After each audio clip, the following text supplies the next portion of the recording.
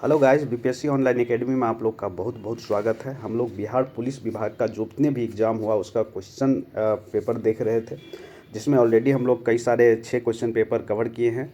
और ये जो है ये एग्ज़ाम आयोजित किया गया था 19/10/2014 का एक क्वेश्चन पेपर है, पहला शिफ्ट का क्वेश्चन पेपर है, जो कि बिहार दरोगा के पुलिस अवर निरीक्षक परीक्षा आयोजित किया गया था बिहार कर्मचारी आयोग के द्वारा, उसका ये क्वेश्चन पेपर है। तो उसको आज हम लोग देखने वाले हैं। जो लोग भी बिहार में पुलिस विभाग के लिए तैयारी कर रहे हैं उसके लिए बहुत ही महत्वपूर्ण सेशन है, तो ज़रूर देखिएगा इसको। तो चलिए स्टार्ट करते हैं बिना टाइम गंवाएं आज का सेशन। तो आज का सेशन में देखिए यहाँ पर जो है हिंदी भी पूछा गया है और 5 क्वेश्चन लगभग अंग्रेजी का भी पूछा गया। तो ये हिंदी अंग्रेजी का नहीं देखेंगे, लेकिन आपको हम पढ़ के ज़रूर सुना देंगे ताकि आपको आइडिया मिले। अगर इस तरह का कोई क्वेश्चन पूछा जाता है तो आप उसको सॉल्व कर पाएँ। तो चलिए देखते हैं पहला क्वेश्चन है, सोहन मकान के भीतर है, इसमें कौन सा कारक उपसर्ग है, परसर्ग है। तो इसको आप देखिए, बनाइएगा इसको। दूसरा क्वेश्चन है, निम्नलिखित वाक्यों में से कौन सा वाक्य शुद्ध है। इसको पढ़ के मतलब ये बेसिकली आप लोग को पता चलेगा कि आखिर जो हिंदी या अंग्रेजी से क्वेश्चन पूछा जाता है उसका लेवल क्या है। तो आपको हम पढ़ के सुनाएंगे ये क्वेश्चन। तो चलिए, तीसरा क्वेश्चन पूछा जा रहा है, उसने कहा कि मैं कल तुम्हारे घर आऊँगा, यह कौन सा वाक्य है। तो ये बताना आपको, ठीक है। ये पढ़ लीजिएगा हिंदी में, सरल वाक्य, मिश्र वाक्य, संयुक्त वाक्य और उपवाक्य क्या होता है। फिर चौथा नंबर क्वेश्चन है, निम्नलिखित में से कौन सा शब्द कमल का पर्यायवाची शब्द है। तो पर्यायवाची आप लोग को पढ़ लेना है। आज पूछा जा रहा, लोहे का चना चबाना मुहावरे का अर्थ क्या है। मतलब मुहावरे आप लोग को हिंदी में कंप्लीट करना है, पढ़ना है। क्वेश्चन पूछा जा रहा, हाथों हाथ में कौन सा समास है। तो समास आपको पढ़ना है हिंदी व्याकरण के बुक से। 7वां नंबर क्वेश्चन है, निम्नलिखित में से कौन सा शब्द सही है या शुद्ध नहीं है। सही शुद्ध शब्द नहीं है, तो शुद्ध वर्ड भी आप लोग देख लीजिएगा हिंदी व्याकरण में। 8वां नंबर क्वेश्चन पूछा जा रहा है, निम्नलिखित किस शब्द में समास है। मतलब समास आपको पढ़ना है हिंदी व्याकरण से। नंबर आपका यहाँ से 5 क्वेश्चन अंग्रेजी में पूछा जाएगा, तो ये भी आप लोग देख लीजिएगा अंग्रेजी में क्या पूछा जा रहा है। 9 नंबर, 10 नंबर, 11 नंबर भी आपको अंग्रेजी से क्वेश्चन है, 12 नंबर भी, 13 नंबर भी, 14 और 15 ये भी अंग्रेजी से क्वेश्चन है। तो ये जो है आपका 10 क्वेश्चन हिंदी से, 5 क्वेश्चन अंग्रेजी से पूछा गया है इसमें। अब यहाँ हम लोग 16 नंबर क्वेश्चन से जीके जीएस का जो क्वेश्चन है उसको देखेंगे हम लोग अच्छे से। तो चलिए, 16 नंबर क्वेश्चन पूछा जा रहा है, निम्नलिखित विदेश यात्रियों की भारत यात्रा को कर्मानुसार निर्दिष्ट करें। मतलब कर्मानुसार सजाएं। सबसे पहले कौन आया था, उसके बाद कौन आया था, उसके बाद कौन आया था। तो देखिए, जितने भी विदेश यात्री इसमें दिए हुए हैं, जैसे उसका काल अनुसार अगर बात करें तो फाइहान आता है, फिर हुएंगसांग आता है, फिर थॉमस रो आता है। तो जो फाइहान है ये चीनी से आए थे और चंद्रगुप्त द्वितीय के दरबार में आए थे 402 ईस्वी में। हुएंगसांग हर्षवर्धन के टाइम में आए थे, मतलब 629 ईसा के टाइम में आए हुए थे और चीन से भारत आए थे ये भी। मतलब 2 हो गया, फाइहान भी चीनी यात्री थे और दूसरा कौन सा हो गया, हुएंगसांग भी चीनी यात्री ही थे। जो फाइहान आए थे चंद्रगुप्त द्वितीय के टाइम में और हुएंगसांग आए थे भारत हर्षवर्धन के काल में 629 ईस्वी में। उसके बाद आता है बात थॉमस रो का। ये ब्रिटिश ईस्ट इंडिया कंपनी द्वारा मुगल सम्राट के जहांगीर के दरबार में आए थे 1615 ईस्वी में। इनको एक दूत बना के भेजा गया था। नेक्स्ट क्वेश्चन है 17 नंबर और इसमें कहा जा रहा है, निम्नलिखित विशेषज्ञों में से कौन महान गणितज्ञ तथा खगोल ज्ञानी थे। तो देखिए, ये आर्यभट्ट जो थे ये गुप्त काल के महान गणितज्ञ तथा खगोल शास्त्री थे। उन्होंने आर्यभट्ट एवं सूर्य सिद्धांत नामक ग्रंथ लिखे थे। आर्यभट्टीय और सूर्य सिद्धांत नामक ग्रंथ लिखे थे। उन्होंने ही सर्वप्रथम बताया था कि पृथ्वी सूर्य के चारों ओर घूमती है। तो इनका बात आपको नाम याद रखना है। चलिए, कमेंट बॉक्स में बताइए धन्वंतरी कौन थे। नेक्स्ट क्वेश्चन है 18 नंबर, इसमें पूछा जा रहा है, सिकंदर महान ने किस वर्ष भारत पर आक्रमण किया था। तो सिकंदर महान ने 326 ईसा पूर्व में भारत पर आक्रमण किया था और सिकंदर महान ने भारत विजय का अभियान 326 ईसा पूर्व में प्रारंभ किया था। सिकंदर का जन्म जो है 356 ईसा पूर्व हुआ था। उसके पिताजी का नाम फिलिप द्वितीय था। ये याद रखना आपको, सिकंदर महान के पिताजी का नाम फिलिप द्वितीय था। सिकंदर अरस्तु का शिष्य था, ये भी याद रखना आपको। उसने पंजाब के शासक पोरस के साथ हैडापास का युद्ध लड़ा था। तो ये भी पूछा जाता है, हैडापास का युद्ध किसके किसके बीच लड़ा गया था। तो पोरस और सिकंदर महान के बीच लड़ा गया था, जिसे झेलम युद्ध के नाम से भी हम लोग जानते हैं, क्योंकि ये झेलम तट पे लड़ा गया था। क्लियर है। चलिए, क्लियर है तो आगे बढ़ते हैं। 19 नंबर क्वेश्चन है, 13वीं शताब्दी में डाइस द्वारा किए गए शब्द के प्रयोग का तात्पर्य 16वीं शताब्दी में बाबर द्वारा प्रयुक्त शब्द के अर्थबोध के समान था। तो कौन सा, जियाउद्दीन बर्नी। अब देखिए इसका एक्सप्लेनेशन क्या कहता है। 13वीं शताब्दी में जियाउद्दीन बरनी द्वारा किए गए शब्द का प्रयोग तात्पर्य 16वीं शताब्दी में बाबर द्वारा प्रयुक्त शब्द के अर्थबोध के समान था। जियाउद्दीन बरनी जो है 1285 से 1358 इसका था लाइफ स्पैन। मोहम्मद बिन तुगलक और फिरोज शाह तुगलक के शासनकाल के दौरान वर्तमान दिल्ली सल्तनत का एक मुस्लिम राजनीतिक विचारक था, ठीक है, जियाउद्दीन बरनी। उसने तारीख ऑफ फिरोज शाही की रचना की थी। तो ये भी याद रखना, तारीख ऑफ फिरोज शाही का रचना किसके द्वारा किया गया था? तो जियाउद्दीन बरनी के द्वारा किया गया था। बरनी का फतवा जहांगीरदारी धर्म पर उन्होंने चरम विचारों का एक उदाहरण प्रदान करता है। तो बेसिकली इसमें यही याद रखना है कि तारीख ऑफ फिरोज शाही किसके द्वारा रचित है? तो ये जियाउद्दीन बरनी के द्वारा रचित है। 20 नंबर इसमें पूछा जा रहा है, दिल्ली सल्तनत की सर्वप्रथम महिला राजकर्ता कौन थी? तो ये कौन थी? रजिया सुल्तान थी। ये इल्तुतमिश की बेटी थी। तो दिल्ली सल्तनत की सर्वप्रथम महिला शासक जो है रजिया सुल्तान, जिसका कार्यकाल रहा था 1236 से 1246 तक, ठीक है। गुलाम वंश के शासक जो थे इल्तुतमिश के बाद उनका पुत्र रुकुद्दीन फिरोज गद्दी पर बैठा। उसके अल्पकालीन शासक पर उसकी मां शाह कुतर्न का वर्चस्व रहा। शाह कुतर्न ने अवांछित प्रभाव से परेशान होकर तुर्की अमीरों ने रुकुद्दीन को हटाकर रजिया सुल्तान को सिंहासन पर आसीन कर दिया, मतलब बैठा दिया गया। रजिया बेगम दिल्ली सल्तनत की प्रथम और अंतिम मुस्लिम महिला शासक थी। इसका इतिहास जो है मिनहाज उस सिराज के अनुसार रजिया 3 वर्ष 5 महीना 6 दिन राज किए थे। तो ये भी याद रखना है, 3 वर्ष 5 महीना 6 दिन इनके द्वारा राज किया गया था। तो कब ये गद्दी पर बैठी थी? तो 1236 में गद्दी पर बैठी थी। उसके बाद आप कहें तो 1240 तक ये राज किए थे, फिर 1946 के आसपास इनको मार दिया गया। चलिए 21 नंबर क्वेश्चन है, घियासुद्दीन तुगलक ने किस वर्ष तुगलक वंश के साम्राज्य की स्थापना की थी? तो घियासुद्दीन तुगलक के द्वारा तुगलक वंश का स्थापना जो किया जाता है वो 1320 ईस्वी में किया जाता है। घियासुद्दीन तुगलक जिसका प्रारंभिक नाम था गाजी मलिक, ये याद रखिएगा, घियासुद्दीन तुगलक का प्रारंभिक नाम क्या हुआ करता था? गाजी मलिक तुगलक। उसने 1320 ईस्वी में खुसरो खां को पराजित करके घियासुद्दीन तुगलक शाह के नाम से दिल्ली के सिंहासन पर बैठा और इसने सिंचाई के लिए कुएं एवं नहरों का निर्माण करवाया। संभवतः नहरों का निर्माण करवाने वाला घियासुद्दीन जो है प्रथम शासक था। 22 है, इसमें कहा जा रहा मुगलों के वंशज मुगल कहाँ के मूल निवासी थे? तो ये मध्य एशिया के रहने वाले थे। मुगल वंश जो है, मुगलों के वंशज मुगल मध्य एशिया के मूल निवासी थे। मुगल वंश का संस्थापक बाबर को माना जाता है। वह पिता की ओर से चंगई तुर्क और माता की ओर से मंगोल वंश से संबंधित थे वो। नेक्स्ट क्वेश्चन है 23 नंबर, इसमें कहा जा रहा है दिल्ली में हुमायूं का मकबरा किस मशहूर मुगल शासक ने बनवाया था? तो ये बनवाया गया था अकबर के द्वारा। दिल्ली में हुमायूं का मकबरा शाहजहां अकबर के काल में हुमायूं की पत्नी हमीदा बानो बेगम ने बनाया था, ठीक है। ये थोड़ा कन्फ्यूजन वाला क्वेश्चन है तो इसको ध्यान से आप लोग देखिएगा। क्वेश्चन फिर से सुनिए, दिल्ली में हुमायूं का मकबरा किस मशहूर मुगल शहंशाह ने बनाया था या शासक ने बनाया था? तो दिल्ली में हुमायूं का मकबरा शाहजहां अकबर के काल में ये बना था, ठीक है। हुमायूं की पत्नी हमीदा बानो बेगम ने बनाया था और इसका निर्माण जो है 1564 में प्रारंभ किया गया था। सत्यापन कला के क्षेत्र में अकबर के अन्य महत्वपूर्ण योगदान कौन सा रहा है? तो आगरा का लाल किला, फतेहपुर सिकड़ी में शीश महल, दीवाने खास, पंचमहल, बुलंद दरवाज़ा, जोधाबाई का महल और इबादत खाना, इलाहाबाद का किला और लाहौर का किला, ये सब जो है रिमार्केबल वर्क है अकबर के टाइम का। 24 नंबर, इसमें कहा जा रहा है किस कला को कैलीग्राफी कहते हैं? तो सुंदर लेखन को कहा जाता है कैलीग्राफी कहा जाता है। सुंदर लेखन कला को कैलीग्राफी कहा जाता है। 15वीं शताब्दी के बाद छपाई सर्वव्यापी हो जाने के बाद जो प्रबुद्ध पांडुलिपि का उत्पादन घटने लगा। सुंदर लेखन यानी सुलेख का आधुनिक पुनरुद्धार जो है 19वीं शताब्दी के अंत में शुरू हुआ, जो कि विलियम मॉरिस, नाम याद रखिएगा, विलियम मॉरिस के सौंदर्य शास्त्र कला और शिल्प आंदोलन से ये प्रभावित था।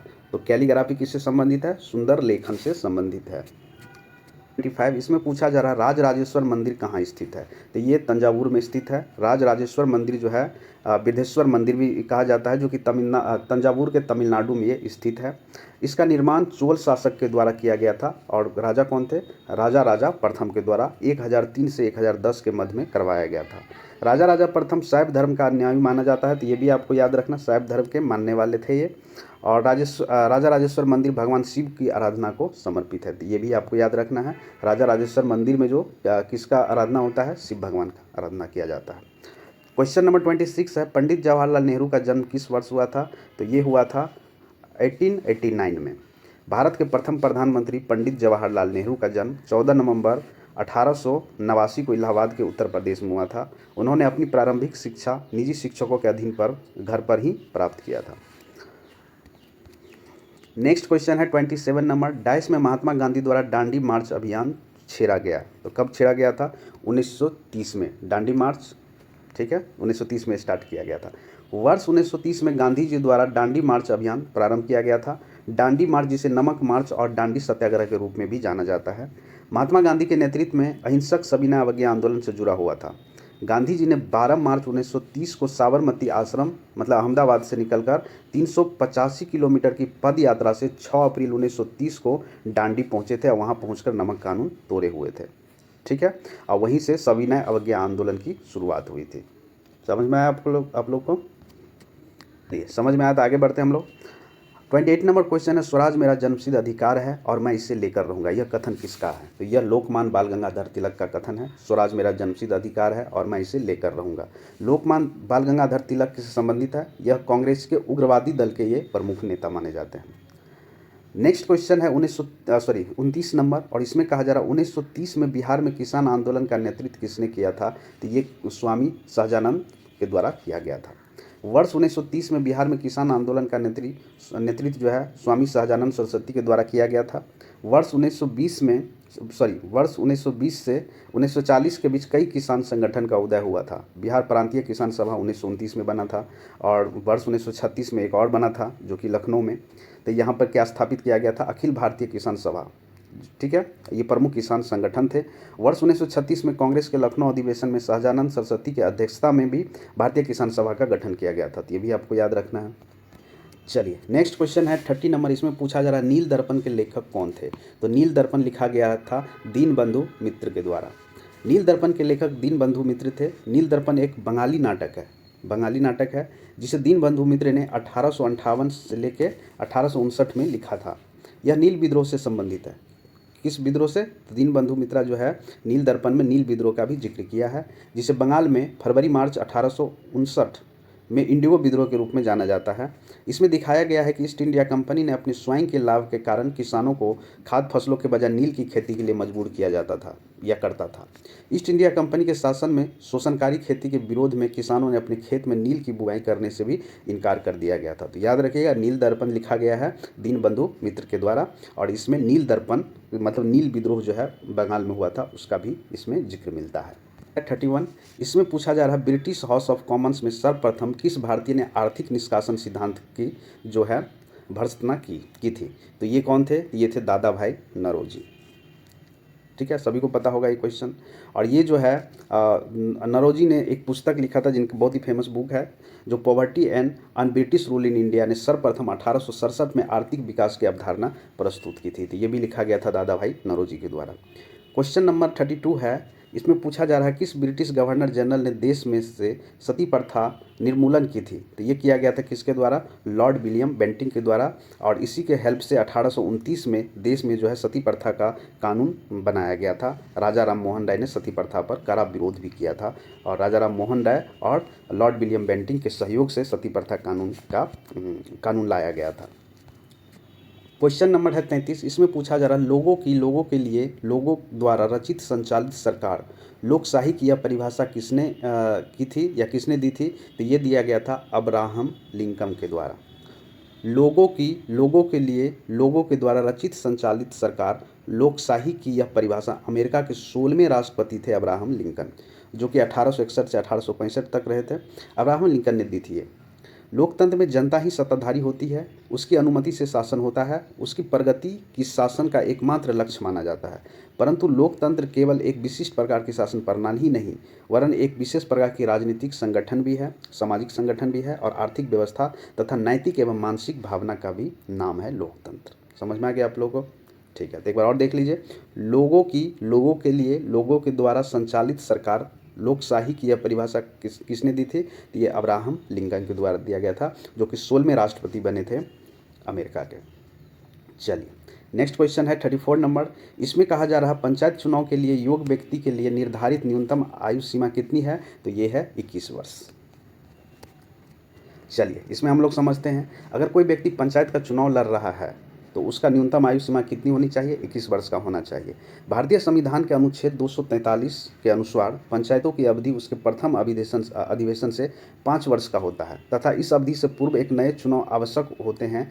यदि राज्य विधानमंडल द्वारा पंचायत का समय पूर्व विघटन कर दिया जाता है तो विघटन के 6 महीना से पूर्व ही नए चुनाव करना आवश्यक हो जाता है। चलिए, क्वेश्चन नंबर है 35।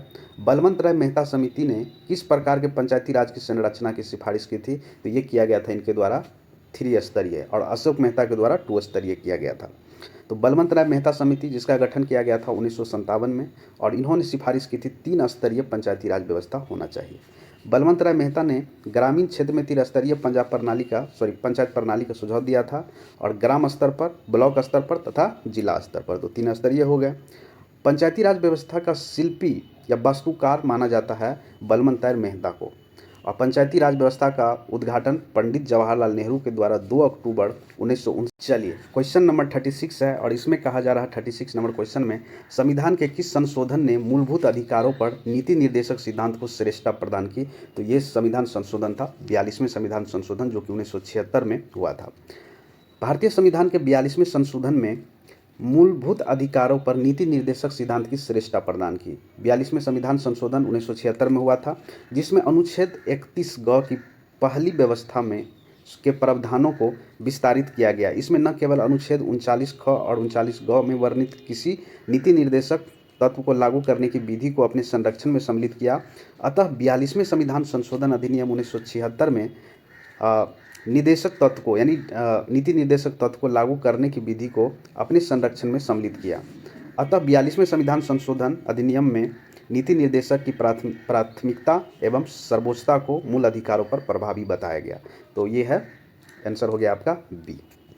क्वेश्चन नंबर है 37 क्वेश्चन में कहा जा रहा सुप्रीम कोर्ट ने जुडिशियल रिव्यू कार्यालय का मतलब डैश अधिकार होता है। तो कौन सा अधिकार होता है? संविधान विधि प्रावधान की संवैधानिक वैधता का ये परीक्षण होता है।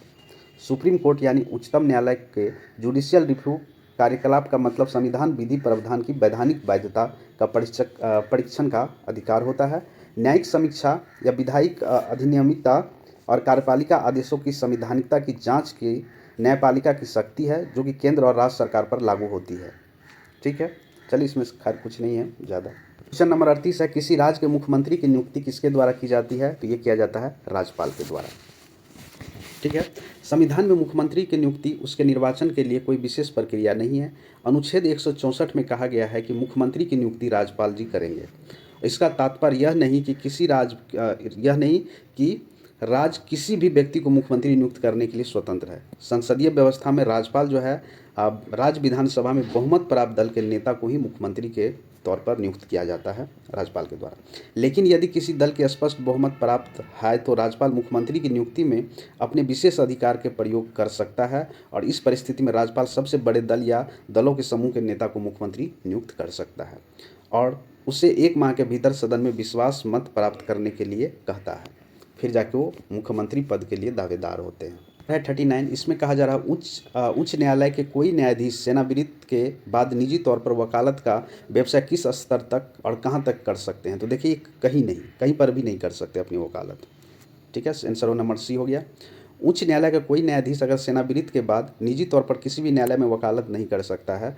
उच्च न्यायालय का सेवानिवृत्त अस्थायी न्यायाधीश भारत के उच्चतम न्यायालय और उच्च न्यायालयों के अलावा किसी अन्य न्यायालयों में अथवा प्राधिकारी के सामने बहस अथवा कार्य नहीं कर सकता है। इसमें यह सुनिश्चित होता है कि वह भविष्य में किसी लाभ की आशा से किसी के साथ पक्षपात न करे। नेक्स्ट क्वेश्चन है 40 नंबर सर्वोच्च न्यायालय के न्यायाधीश 2.5 वर्ष को आयु तक सेवारत रह सकते हैं। तो सर्वोच्च न्यायालय मतलब किसकी बात हो रही है? सुप्रीम कोर्ट की। तो सुप्रीम कोर्ट के जो न्यायाधीश है वो 65 वर्ष तक अपने पद पे बने रहेंगे, उसके बाद उनको हटना होगा पद से। क्वेश्चन नंबर 41 है, ये करंट अफेयर का क्वेश्चन है, ये हम लोग नहीं करेंगे। आप लोग करंट के अनुसार देख लीजिएगा कि फ्रेंच ओपन के बारे में देख लीजिएगा किसने जीता है। क्वेश्चन नंबर है 42, इसमें कहा जा रहा है निम्नलिखित में से किसकी हमारे सौर मंडल में एक ग्रह के रूप में गणना नहीं होती है। तो ये कौन सा है? प्लूटो। प्लूटो पहले ग्रह हुआ करता था, अब 2006 में इसको ग्रह के लिस्ट से हटा दिया गया। तो किसके द्वारा हटाया गया भाई? तो इंटरनेशनल एस्ट्रोनॉमिकल यूनियन के द्वारा ये हटा दिया गया। कहा गया कि जो ग्रह का एक क्राइटेरिया होना चाहिए वो इसमें फुलफिल नहीं करता है, इसलिए इसको ग्रह के कैटेगरी से हटा दिया जा रहा है। मतलब पहले 9 ग्रह हुआ करते थे, उसके स्थान पर अब 8 ही ग्रह है। नेक्स्ट क्वेश्चन है 43 नंबर। इसमें कहा जा रहा है दक्षिणी गोलार्ध में उत्तर अयनात किस दिन होता है? तो देखिए दक्षिणी गोलार्ध में जो है 22 दिसंबर को होता है। ठीक है, कब होता है? 22 दिसंबर को होता है। सबसे लंबा दिन कहा जाता है। दक्षिणी गोलार्ध में सबसे लंबा दिन जो है 22 दिसंबर को होगा और सबसे छोटा रात होगा। ठीक है, ये खगोलीय घटना है जो वर्ष में 2 बार घटित होता है। 21 जून को जब सूर्य उत्तर चरम बिंदु पर होता है और इसके अयनात कहते हैं। और इस समय उत्तरी गोलार्ध में सर्वाधिक लंबे दिन होते हैं और ग्रीष्म ऋतु होती है। ठीक है, मतलब गर्मी का दिन होता है। और 22 दिसंबर को जब सूर्य मकर रेखा पर होता है, मतलब दक्षिणी गोलार्ध में होता है, ठीक उसके ऊपर से दक्षिण आयान कहते हैं। दक्षिण आयान के बाद सूर्य उत्तर की ओर गमन करने लगता है। मतलब 22 दिसंबर के बाद सूर्य जो है उत्तर की तरफ खिसकने लगता है, इसे उत्तरायण कहा जाता है। उत्तर आयन के बाद सूर्य दक्षिण की ओर गमन करता है और इसे दक्षिणायन कहते हैं। मतलब जब 21 जून को कर्क रेखा पर होता है सूर्य, और उसके बाद वहाँ उसी दिन से दक्षिण की तरफ खिसकने लगता है सूर्य। क्वेश्चन नंबर है 44। इसमें कहा जा रहा है पृथ्वी का प्राकृतिक उपग्रह कौन सा है? तो चंद्रमा जो है ये प्राकृतिक उपग्रह है। पृथ्वी का एकमात्र प्राकृतिक उपग्रह चंद्रमा है। चंद्रमा पृथ्वी की परिक्रमा 27 दिन 8 घंटे में पूरा करता है और लगभग इतने ही समय में अपने अक्ष पर एक घूर्णन करता है। इसी कारण चंद्रमा को पृथ्वी से चंद्रमा के लगभग 57% भाग ही हम लोग देख पाते हैं। नेक्स्ट क्वेश्चन है दिल्ली से हावड़ा चलने वाली राजधानी एक्सप्रेस गुजरती है। तो देखिए दिल्ली से हावड़ा अगर कोई राजधानी ट्रेन जाएगी तो कहाँ कहाँ से होकर जाएगी? दिल्ली जाएगी, फिर उत्तर प्रदेश, बिहार और फिर बंगाल में प्रवेश करके हावड़ा पहुँच जाएगी। क्वेश्चन नंबर 46 है गीतांजलि एक्सप्रेस डैश के बीच चलती है। तो आप देखिए गीतांजलि एक्सप्रेस हावड़ा और मुंबई के बीच चलती है। गीतांजलि उस टाइम में न्यूज़ में रहा होगा किसी कारणवश, तो इसलिए पूछ दिया गया। तो गीतांजलि एक्सप्रेस जो है ये पश्चिम बंगाल के हावड़ा से मुंबई तक, पश्चिम बंगाल के हावड़ा जंक्शन से लेकर मुंबई महाराष्ट्र के बीच चलती है। ट्रेन का नाम जो है रविंद्रनाथ टैगोर के प्रसिद्ध पुस्तक गीतांजलि के सम्मान में रखा गया था। क्वेश्चन नंबर है 47। इसमें कहा जा रहा है दक्षिण नेवल कमांड का मुख्य कार्यालय कहाँ स्थित है? तो ये स्थित है कोच्चि, केरल में। ठीक है, यहाँ पे देखिए पश्चिम नौसेना कमान का कहाँ पर है? मुंबई में। पूर्वी नौसेना कमान कहाँ पर है? उसका हेडक्वार्टर विशाखापट्टनम में। और दक्षिणी नौसेना कमान का हेडक्वार्टर कोच्चि, केरला में है। 3 नौसेना कमान के अतिरिक्त भारतीय नौसेना का पोर्ट ब्लेयर अंडमान निकोबार द्वीप समूह में संयुक्त रक्षा कमान का भी एक भाग है। ठीक है, चलिए अब इसमें पूछा जा रहा है 48 नंबर है निम्नलिखित में से कौन सा देश का सबसे पुराना पैरामिलिट्री दल है? तो ये है असम राइफल। ठीक है, जो 1835 में ही इसका बना था। अभी हम लोग देखे थे 49 नंबर क्वेश्चन, देखिए आपको पता चल जाएगा कि पूर्व नेवल कमांड कहाँ स्थित है। तो ये कहाँ स्थित है? विशाखापट्टनम में। पूर्वी नौसेना कमान का मुख्यालय विशाखापट्टनम में है। पश्चिमी नौसेना कमान कहाँ पर है? मुख्यालय मुंबई में। और दक्षिणी नौसेना का है कोच्चि, केरल में। नेक्स्ट क्वेश्चन है 50 नंबर। इसमें कहा जा रहा है निम्नलिखित में से कौन सा भारत का राष्ट्रीय गीत है? तो वंदे मातरम जो है ये भारत का राष्ट्रीय गीत है। भारत का राष्ट्रीय गीत वंदे मातरम है। इसे बंकिम चंद्र चट्टोपाध्याय के द्वारा ये आनंद मंच से ये लिया गया है। वंदे मातरम पहली बार जो है वर्ष 1896 में भारतीय राष्ट्रीय कांग्रेस के कलकत्ता अधिवेशन में गाया गया था। राष्ट्रीय गीत के गायन की अवधि 1 मिनट 5 सेकेंड है। अब यहाँ पर बात कर रहा है 51 नंबर क्वेश्चन, भारत के प्रथम उपराष्ट्रपति कौन थे? तो भारत के प्रथम उपराष्ट्रपति डॉक्टर एस राधाकृष्णन थे। भारत के प्रथम उपराष्ट्रपति डॉक्टर सर्वपल्ली राधाकृष्णन, इसी को कहा जाता है एस राधाकृष्णन थे। 1952 से 1962 तक पद धारण किए थे। उन्हें डॉक्टर राजेंद्र प्रसाद के बाद भारत के द्वितीय राष्ट्रपति के रूप में भी चुना गया था। वे भारतीय संस्कृति के संवाहक, प्रख्यात शिक्षाविद थे, महान दार्शनिक थे और एक आस्थावाद हिंदू विचारक थे। इन्हीं गुण के कारण वर्ष 1954 में भारत सरकार ने इसे सर्वोच्च नागरिक सम्मान से सम्मानित किया गया, जिसका नाम है भारत रत्न। नेक्स्ट क्वेश्चन है 52 नंबर। इसमें पूछा जा रहा है भारत के राष्ट्रीय पक्षी का नाम बताइए। तो भारत के राष्ट्रीय पक्षी का नाम है मोर। ठीक है, भारत के राष्ट्रीय पक्षी का नाम मोर है। वर्ष 1963 में मोर को राष्ट्रीय पक्षी का दर्जा दिया गया। भारत के राष्ट्रीय प्रतीक जो है राष्ट्रीय ध्वज तिरंगा है। राष्ट्रीय गान जनगण मन है और राष्ट्रीय गीत वंदे मातरम है। राष्ट्रीय पुष्प कमल है। राष्ट्रीय जलीय जीव जो है गंगा के डॉल्फिन है। क्वेश्चन नंबर है 53। इसमें कहा जा रहा है दक्षिणी पूर्वी रेलवे का क्षेत्रीय मुख्यालय कहाँ स्थित है? तो दक्षिणी पूर्वी रेलवे का क्षेत्रीय मुख्यालय स्थित है कोलकाता में। नेक्स्ट है, चलिए इसका एक्सप्लेनेशन एक बार देख लीजिए, कुछ नया बात अगर आता है तो समझ लीजिएगा आप लोग। दक्षिणी पूर्वी रेलवे का क्षेत्रीय मुख्यालय कलकत्ता में स्थित है, वेस्ट बंगाल में। 1 अगस्त 1955 में भारतीय रेलों के पुनर्गठन के बाद 1887 में स्थापित बंगाल नागपुर रेलवे के परिवर्तित रूप से दक्षिण पूर्वी रेलवे का गठन हुआ था। 1 अगस्त 2003 को दक्षिणी पूर्वी रेलवे को 3 क्षेत्रीय भागों में बांट दिया गया, पूर्व तट दक्षिणी पूर्वी रेलवे और पूर्व मध्य रेलवे और दक्षिणी पूर्व रेलवे में विभाजित कर दिया। मुख्यालय जो है कोलकाता में बनाया गया था। चलिए नेक्स्ट क्वेश्चन है 54 नंबर, इसमें कहा जा रहा है रेलवे स्टॉक कॉलेज कहाँ स्थित है। तो रेलवे स्टॉक कॉलेज जो है, sorry railway staff college, stock नहीं स्टाफ कॉलेज जो स्थित है ये बड़ोदरा गुजरात में स्थित है। रेलवे स्टाफ कॉलेज बड़ोदरा में स्थित है। इसकी स्थापना 1930 में देहरादून में हुई थी, फिर 1952 में इसे बड़ोदरा में स्थानांतरित कर दिया गया। भारतीय रेलवे की राष्ट्रीय अकादमी भारतीय रेलवे के अधिकारियों के लिए मातृ संस्था है, जहाँ पर यहाँ पे स्टाफ को ट्रेन किया जाता है, बड़े बड़े अधिकारियों के। क्वेश्चन नंबर है 55, इसमें कहा जा रहा है कोचीन बंदरगाह कहाँ स्थित है। तो ये कहाँ पर है, केरल में स्थित है। कोचीन बंदरगाह जो है केरल में स्थित है। इसे कोचीन शिपयार्ड लिमिटेड के रूप में वर्ष 1972 में निर्माण और मरम्मत का सबसे अधिक क्षमता वाला शिपयार्ड है माना। न्यू मंगलूर बंदरगाह कर्नाटक में है, विशाखापट्टनम बंदरगाह आंध्र प्रदेश में, और चेन्नई, एनोर और टुट्टिकोन बंदरगाह जो है ये तमिलनाडु में स्थित है। नेक्स्ट क्वेश्चन है 56 नंबर, इसमें कहा जा रहा है लोकप्रिय गोपीनाथ बरदोली अंतर्राष्ट्रीय हवाई अड्डा कहाँ स्थित है। ये गुवाहाटी असम में स्थित है। नेक्स्ट क्वेश्चन है 57 नंबर और इसमें पूछा जा रहा है ASLV का पूरा नाम क्या है। तो इसका नाम है augmented satellite launch vehicle.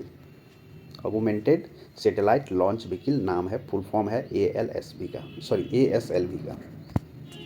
58 Corbett राष्ट्रीय उद्यान कहाँ स्थित है। तो ये उत्तराखंड में स्थित है। कॉर्बेट राष्ट्रीय उद्यान उत्तराखंड में वर्ष 1936 में हेली नेशनल पार्क के रूप में स्थापित किया गया था, मतलब इसका पुराना नाम हेली नेशनल पार्क था।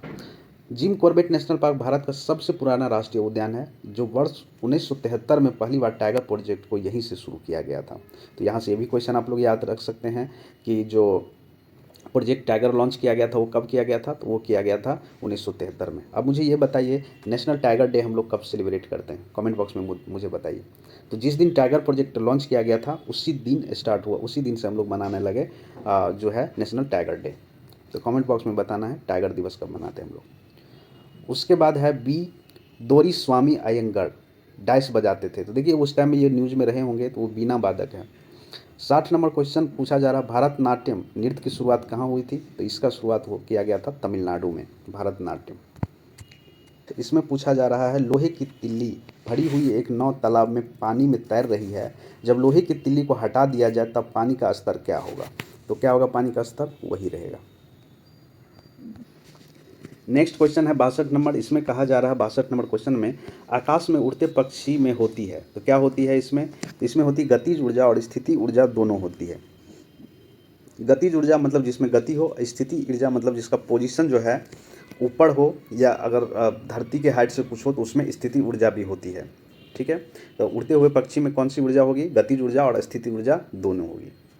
तो जैसे पोटेंशियल एनर्जी जिसको कहा जाता है स्थिति ऊर्जा को, उसका फार्मूला होता है mgh। m मतलब मास हो गया, g मतलब गुरुत्वीय त्वरण हो गया, h मतलब हाइट हो गया। किनेटिक ऊर्जा का मतलब होता है हाफ mv²। m क्या है, द्रव्यमान है, v क्या है, पिंड की गति है। तो दोनों तरह के होंगे इसमें। फिजिक्स का ये सूत्र है 9th 10th के फिजिक्स का। इसमें कहा जा रहा है कि गति के सूत्र s बराबर ut प्लस हाफ at² में s का मतलब क्या है। तो s का मतलब होता है क्या, देखिए s का मतलब होता है विस्थापित, जो इसमें ऑप्शन नहीं दिया हुआ है। तो इसका आंसर क्या हो गया, डी हो गया। 64 नंबर क्वेश्चन पूछा जा रहा है सोने का शुद्धतम स्वरूप कौन सा है। तो 24 कैरेट में अगर कोई गोल्ड है तो वो सबसे शुद्धतम रूप माना जाता है। नेक्स्ट क्वेश्चन है 65 नंबर, इसमें कहा जा रहा है इन्वर्टर बैटरी में कौन सा एसिड का उपयोग किया जाता है। देखिए बैटरी में सल्फ्यूरिक एसिड H2SO4 का उपयोग किया जाता है।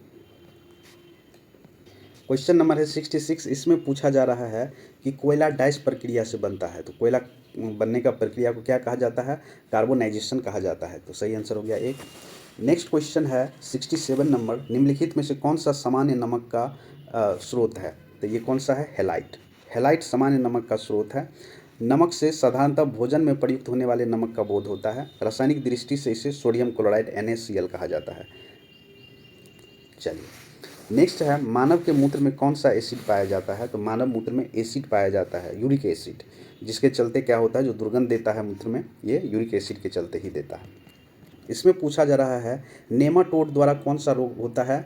तो फाइलेरियासिस नामक रोग होता है नेमाटोड के द्वारा। नेक्स्ट क्वेश्चन है 70 नंबर, श्वेत रक्त कणिका का क्या मुख्य कार्य है? तो इसका मुख्य कार्य क्या होता है? संक्रमण से लड़ना, WBC जिसको कहा जाता है, वाइट ब्लड सेल, जिसका जो लाइफ स्पैन होता है 2 से 4 दिन का होता है। लिकोसाइट्स कहा जाता है WBC को, ये भी याद रखना आप लोगों को। चलिए नेक्स्ट है 71 नंबर क्वेश्चन, एंजाइम मदद करता है। एंजाइम क्या चीज़ में मदद करता है? तो भोजन पचने में एंजाइम मदद करता है। क्वेश्चन नंबर है 72, इसमें पूछा जा रहा भोजन का पाचन समान रूप से डाइस में होता है। तो भोजन का पाचन जो होता है छोटी आंत में होता है। वैसे अगर पाचन कहाँ से स्टार्ट होता है ये पूछा जाए तो हमारे मुंह से ही स्टार्ट हो जाता है। चलिए नेक्स्ट नंबर क्वेश्चन है 73 नंबर, और इसमें पूछा जा रहा है सामान्य मनुष्य के शरीर का तापक्रम कितना होता है? तो 36.9 डिग्री सेल्सियस होता है।